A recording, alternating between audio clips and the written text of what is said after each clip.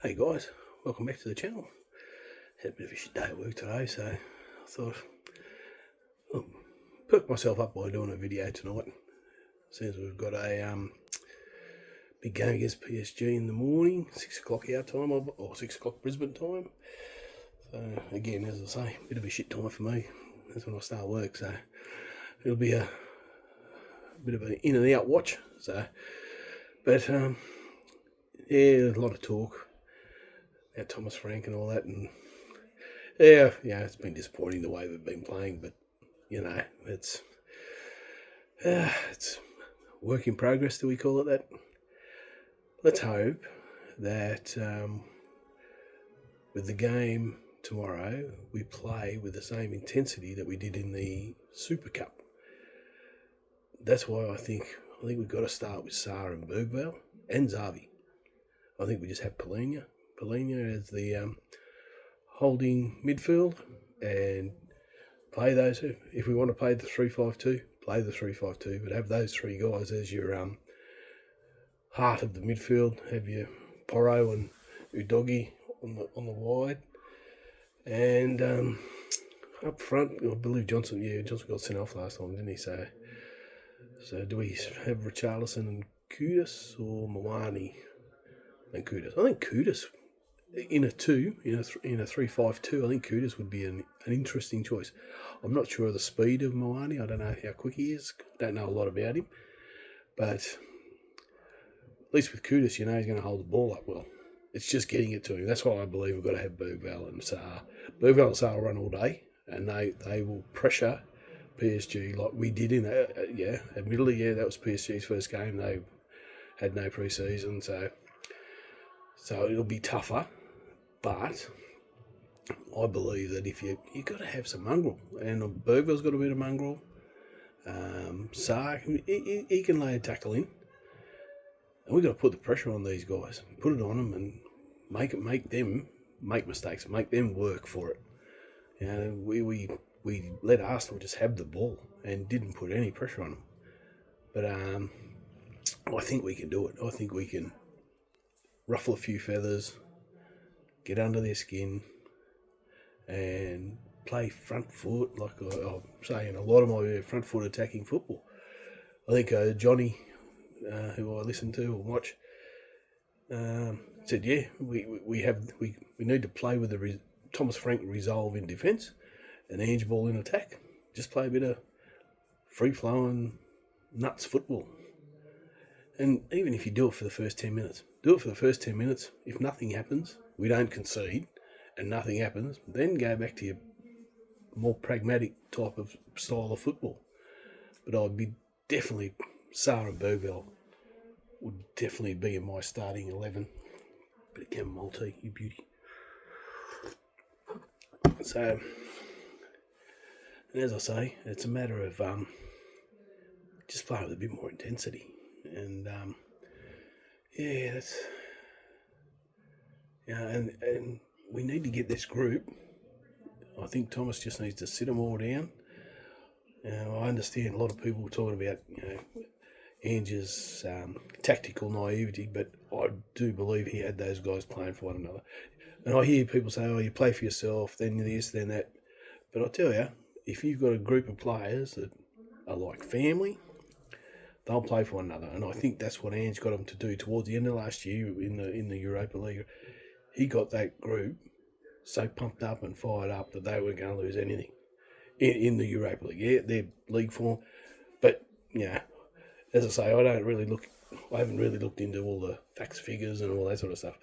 But in that last, from January to whenever it was, and probably even the last 4 weeks of the season, Brighton was, well, they were all still pissed probably. The last 4, and I'll be honest, I didn't watch a lot of the last few games because, I was disappointed. And more disappointed because you had the feeling that Ange was going to get the arse. But he got that group so pumped up that they would run through a wall for him. And, even though it was not the best game, they didn't. They won the trophy. I just get the feeling sometimes that these guys wouldn't run through a wall for Thomas Frank sometimes. But I'm sure he can change it. I'm sure once he's got all his ducks in a row, it'll start to happen. Well, we had that game against PSG at the start of the year in Man City where our pressing was unbelievable. It was first class, top rate. I don't know where that went. Surely it's not a matter of, you don't change that system overnight and just say, oh no, we're not going to do that. Because it worked so well. And I can't understand where it went. So I say, I think old Thomas might need to put the boards away, the boards with little dots, and just start doing it from here. So going, right, okay, this is where we're playing from today. Not this. So it'll be an interesting game. His lineup is going to be telling, and I'm sure all the YouTube channels will be all over it, waiting for an hour before kick-off and going, oh no, or oh wow, he's doing this. I'm hoping it's an oh wow, that's a strong lineup and a front foot lineup. Thing with both the Champions League now and the Premier League, because all the teams are bunched together. You win one, bang, you could be up there. You lose one, bang, you're down there. Win a couple in a row, and bang, you're in Champions League spots, and you're in the top 8, which is probably got to be a given for us in the grand scheme of things. It's going to be interesting. Obviously Romero and Van der Ven will start. Fulham game will be interesting. I wonder if Dragerson might get a look in at some stage, because he looks like he's back to full training and all that sort of stuff. I wonder if, because Romero's injured or suspended against Fulham, whether they'll risk Dragerson. Maybe he'll get a 15 or 20 minute run against Fulham. That'd be an interesting. But he's going to have a few challenges coming up with some players coming back, which is always a positive. Which is a very, very positive problem to have, I guess. Let's hope Solanke comes back soon. So, a couple of other things. It's just very frustrating watch at the moment, and let's hope that I said against the Arsenal about the Arsenal game, hopefully this will be the turning point in front for football. Well, that was a bit of a kibosh, wasn't it? That went a bit off the rails. But hoping that this one, we do seem to play better against better teams. If you say that in us, we get plugged by us. But I just got a feeling that you've got to, Bergville, Sarr, and Zabi. That'll be your 3.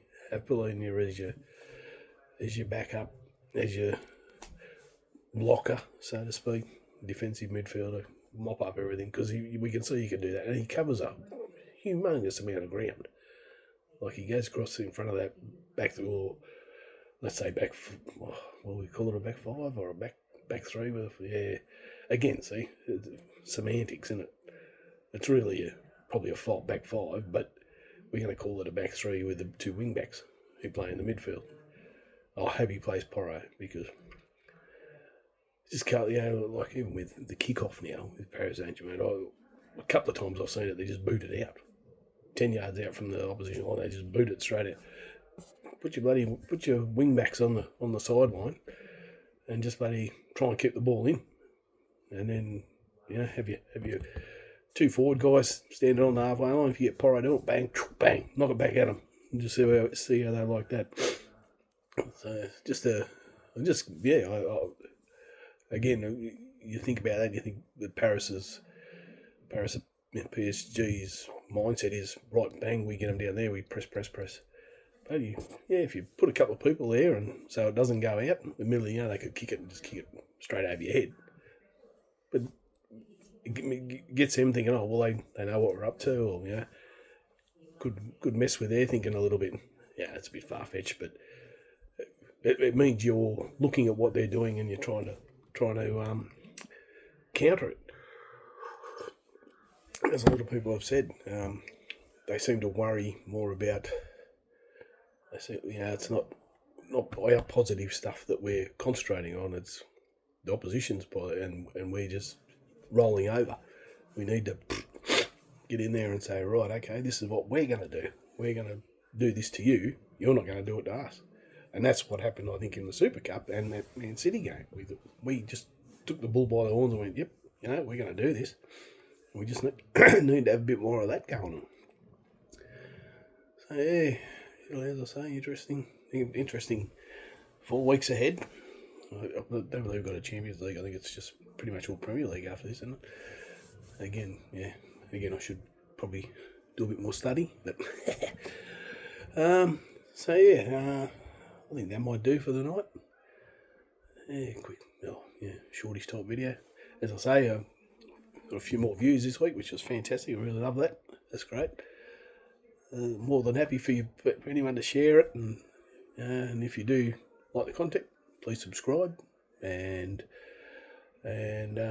comment. As I say, I'm more than happy to receive criticism. I know I'm probably upset a few people because I am an Ange supporter, so probably upsets a few people.